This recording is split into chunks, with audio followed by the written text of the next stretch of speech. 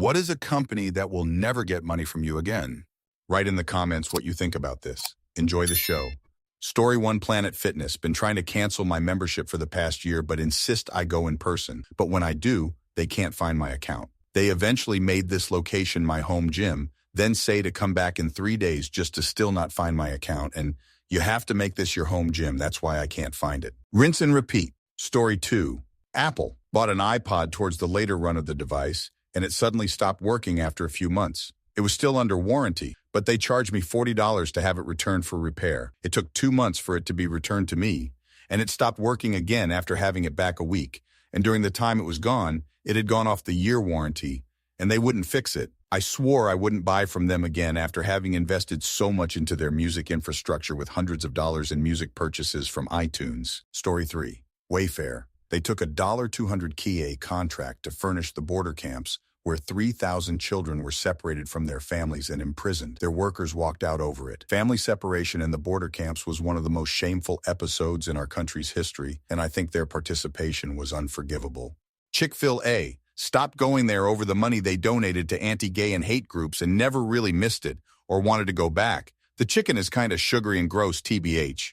I just don't need shitty chicken run by hateful people when there are plenty of options for garbage fast food when I want to shorten my lifespan. Shein. Potentially even worse for the environment than Amazon, but less useful to me personally. I also dislike their tendency to rip off smaller creators and that there's no way to fight back against them on that for those creators. I'm not sure Amazon is really better, but skipping Shein is a no-brainer. Anything from a Kardashian brand. Story 4 Nissan Infiniti. You guys remember the Infiniti ad from a couple years ago with the youth orchestra and the woman retreating to the solace of her vehicle to escape the cacophony, which was overdubbed and which apparently the kids in the commercial didn't realize that they were auditioning for? I'm a 17-year music teacher, beginning band. That commercial was a disgrace to young musicians. The rebuttal commercial from the New Brunswick Youth Orchestra was perfect. Story 5 Vivint. You can't just call in to cancel despite them verifying who you are with name, address, passcode, etc. I called them and they emailed me my information, name, address, and account info, to email someone else in their company with a reason to cancel. And it takes up to 30 days for them to cancel, all the while getting spammed with texts, calls, and emails with discounts to stay with them. I sold my house, and for them to cancel immediately, I had to provide them with the new owner's name, email, and phone number. I told them I didn't have that information, and even if I did, I'm not authorized to disclose that. Fuck Vivint. Story 6. I refuse to go to any place that asks for a tip where I was not given any service. I think any place that I do a pickup or drive-through where the only thing the person did was make the food and hand it to me that charges/request a tip means the ownership of that place is not paying their people appropriately, and therefore if they are not handling that correctly, I cannot trust they are handling my food correctly. Story 7 Verizon. I hate them with a passion. They charge you to talk to an actual person, and God help you if you fall behind on a bill. I got 2 months behind because I lost my job, paid off all 3 months at once, but they add on a late fee to my bill ever since. My phone bill for one phone and a watch was $175. Should note that I was paying off my phone. I also had an Apple Watch, but I never used it, so I tried to cancel the service. It was next to impossible because I got it as part of a deal and needed a certain plan that I couldn't change until I paid everything off. Not to mention the fact that the store is a joke. If you have a problem, they just tell you that you need to call or go online. Story 8. Federated Cooperatives Limited, anti-worker corporation who prides itself in beating down their workforces. The last several years have seen numerous bargaining units forced to picket lines due to draconian cuts, capped by an infamous community-dividing 7-month lockout in Regina, SK to gut the pension plan and try to run their unionized workers out of town. They had a huge scab camp, helicopters to fly over picket lines, and they hired city police officers as their personal security force, private investigators following their employees around town. It was something you could write a movie about. They're rotten, morally bankrupt people to the core and deserve nothing less than to be lined up in a ditch. Story 9 Applebee's. My parents and I went out a couple days after my 21st birthday to celebrate. It was supposed to be my first legal drink with them. Instead, they refused to serve me, saying my vertical license wasn't valid. I needed the over 21 horizontal license, that I should have gone to the MVA, Maryland's DMV, on my birthday for them to legally serve me. We left. I'm 37 now, 16 years later, and I've never been back to an Applebee's, and I never will. Story 10. When my kids were little, it was once upon a child. I brought in 4 huge reusable shopping bags of clothes once. I meticulously went through every item to ensure they were in good condition with no stains. I worked at a high-end TJ Maxx at the time and had a lot of popular current brands that I know people were still buying at malls. They took literally 4 pieces and said the rest was stained or damaged. I went through the bags and pulled out pieces that still had tags on them, and I got the same response. While they were going through my clothes, I was perusing the aisles and found several pieces of clothes that had holes in them. I went back and grabbed everything I remembered and dumped them on the counter and told them to get bent. That was over 10 years ago, and I haven't been back since. Had the same issues with Plato's Closet, so I don't even go there now that the kids are older. Story 11 GBK. They sent out emails to all their customers making it look like they placed an order when they didn't, just to get them to click on links. When they did, a pop-up basically said, "Fooled you. Now come and buy something." Bet whoever in marketing decided that was a good idea was looking for a new job soon after. I still won't go back just because. Story 12 BP. I wasn't against them drilling offshore, but once they messed up and couldn't stop the spilling and it was too big to fail, and then they blamed everybody else for their issues, I was like, no more. I know it doesn't affect them, and they'll make gazillions of dollar even without my money. But I'll stand on principle and never give them a red cent for as long as I live. I almost went empty on gas once and still passed an Amoco station just to get gas elsewhere, and I wasn't sure if there was another station nearby. There was, and I refueled just in time. Story 13 Fitbit. A few years ago, I got a new Fitbit. Then I saw a charge for their monthly premium service, which I knew I didn't sign up for. I reached out to them to request my money back, and they just kept sending me to different people until one day they just stopped replying altogether. It was only like $11, but it still pisses me off. I tried to explain to them that if I had signed up for it, wouldn't I have been able to use those features? And wouldn't the free trial option stop showing up for me if I currently had the features? But they would believe me. I think they even tried to tell my husband that I obviously signed up for it and just forgot. Fucking assholes. Story 14, Wizz Air. Canceled my flight whilst on my way to the airport and made refunding an impossible exercise. Based on other user feedback, if it is a choice between Wizz Air and not traveling, I would easily choose the latter, even if that means sitting in my house watching it rain outside. Surprisingly, John Lewis Partnership ordered an expensive item of furniture when I purchased a new property. First delivery was damaged. No real problems, these things happen, and a replacement in collection was arranged. After my experiences first time around, I removed the packaging whilst the delivery guys were there, and yep, it was damaged too. Customer services were completely useless, and it took a longer than an acceptable time frame to be refunded, also required several calls. That was about 8 years ago. Never purchased anything from them again. The fact that they have encountered well-documented financial troubles in the last few years suggests that my experience is possibly not isolated. Ended up spending several £K on new furniture, beds, TV setup, etc., with local family-owned businesses who were exemplary.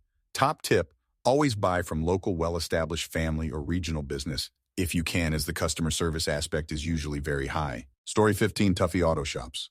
Took my car into one 12 years ago for an oil change before a long trip. Hey, you need some new ball joints. I get the ball joints done and get my car back after several hours. Immediately upon opening the door, the trim panel falls off in their parking lot. Checked stuff under the hood, and they had left my oil dipstick hanging out and taken my air filter out, then crammed it back in, which ruined it. Emailed the shop my complaints. They only offered to pay for the new trim panel, which was like $10. I didn't take it because they only called to follow up because the GM saw the email and told them to do it.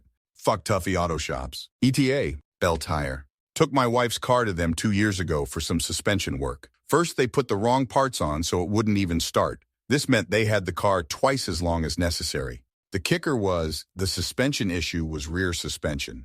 Those idiots worked on the front suspension and didn't put it back together. This left one of the struts wobbling freely in place. They didn't put the lock nut back on the top of the strut.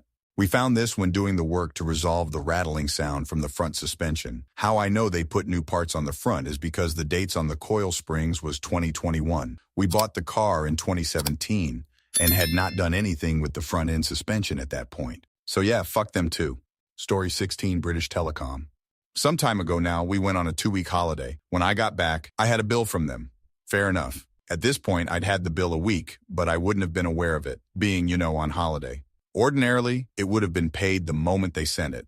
So immediately on getting home, I opened it and went straight to a computer, logged in and paid the bill. It wasn't overdue, and I got an email thanking me for payment. 3 days later, went to log on to the internet and couldn't. Picked up the phones and the dial tone was different. I went to my parents' place and phoned them up, and despite me offering them the payment reference from the email, insisted that I hadn't paid. I went and checked my bank balance, and sure enough, they'd taken the money. They kept insisting that they didn't have the payment and I should take it up with my bank. Despite them sending me an email thanking for payment. I wrote to their CEO, who replied with basically, "So, what do you expect me to do about it?"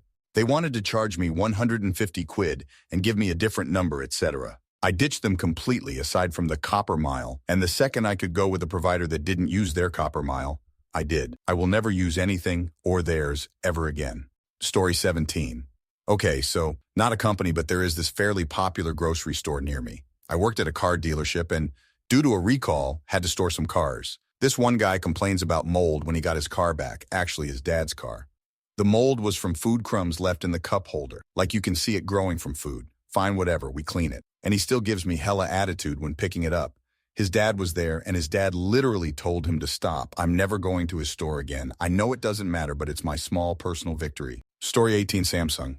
The warranty registration screwed up and the tech dragged my case by a week, so the warranty expired and they didn't need to honor it. Any of the franchise gyms that require me to sign a contract. Horrible practices that prevent people from canceling the subs. Fitness First had a contract that says duration of 12 months, with auto bill and auto renewal, with applications having a wait time of 6 months and only being accepted after the first 12 months. Effectively turning the 12 months contract into a 18-month one, assuming the dumbasses did not misplace your application, which they did. Story 19. Spectrum Cable Internet screwed me over on my final bill and wouldn't give me a refund. And I only left them because I wanted to downsize to just internet and upgrade to a better internet plan, and they wouldn't cut me a break. After being a customer of theirs for 10 plus years, now they keep sending me offers for their high-speed internet, and I keep tossing them in the trash. I will never go back to them again. Also, Denny's. Twice I had a bad experience at a local one, so I never went there again. There used to be 3 Denny's within 5 miles of my house. Now there are 0. I don't think I can claim all the credit for that. Story 20. Subway. To start, the timing was my fault. I ordered when I punched out for lunch instead of before. I didn't get a notification that my order was ready. I went inside thinking it may have been an issue with the app. There are about 4 people who walked in ahead of me. The guy behind the counter asked if I had an online order. He tells me they are out of the bread I ordered. I tell him my other option. More people come in. The guy steps in back and asks for help. A few minutes later, another guy comes out. The guy avoids eye contact with everyone in the store. He asks the first guy, "What do you need?" Put on some gloves and help these people. I left without my sandwiches I ordered. I never complained or reached out for a refund. It was a BOGO deal, so it was only like a $17 lesson to never go back. I didn't want to complain because I didn't want Guy Hash 1 to get bitched at. He was doing his best to keep up, so fuck Subway. I'm done with them. This wasn't the only issue with the company. It was just the last straw. Story 21. Target. I bought a single candy bar when hanging with a girl and my stuff was stolen in the big data breach. I was traveling across the country when my bank, without notice, canceled my card. My account was drained before they canceled it. I was stuck in the middle of Kansas, at a gas station with no working cards, no cash. They wouldn't let me use the phone because they had payphone, and eventually had me trespassed and my car was towed. Story 22. Geico. Years ago, Geico sent email that said if I didn't reply within days, they would add my new 16-year-old to my policy at $178, more than double what I'm paying. I luckily checked my email in time. I had several phone calls to prevent my 16-year-old from being added to my policy. She has own car and car-owned insurance through her mother, ex-wife. 6 months later, without any notification, they added my 16-year-old to my policy, charged me $178 without consent, and told me it was for my protection, and the previous decision was wrong. They had all the previous discussion on file, and still randomly charged me $178 without warning and would not change it, so I canceled. Many Geico staff told me that stealing my $178 was Geico policy, and it was to protect me. They kept saying that taking my money without approval was Geico policy. Stealing my money for a service I didn't ask for was Geico policy. Story 23. Anything from Lumen, CenturyLink, Quantum Fiber, etc. Their internet quality and customer service makes Comcast Xfinity look good by comparison. They've been sued by state AGs for things like locking people into contracts without their consent, or deceptive marketing practices like selling people on one product/price and then charging them another and refusing to honor the price. Under CenturyLink Residential, they offered a price-for-life package where they guaranteed prices would never go up, then raised prices and told people they weren't on that contract. I believe they've changed the company name to Quantum Fiber so they can get out of the price-for-life contract for good. Their enterprise offering was hot garbage, the least reliable ISP I've ever used, and they repeatedly pointed the problem back to us. Surprise, surprise, when we moved to other providers, there were no issues. I hope all their largest shareholders get bed bugs. Thank you very much for watching. If you liked the video, like it, be sure to write comments and share your stories.